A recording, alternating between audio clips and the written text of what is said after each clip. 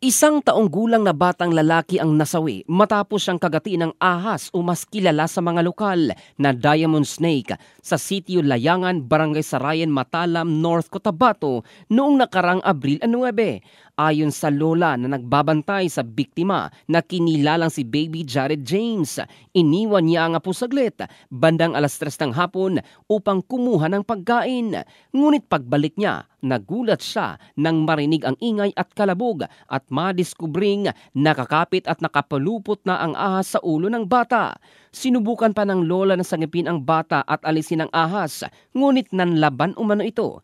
Dahil dito, humingi siya ng tulong sa mga kapitbahay na kalaunan ay napilitang barilin gamit ang dibomba upang mapatay ito. Sa kabila ng agarang pagdala sa Provincial Hospital sa Amas, Kidapawan City, hindi kinaya ng katawan ng bata ang epekto ng kamandag at tuluyang binawian ng buhay.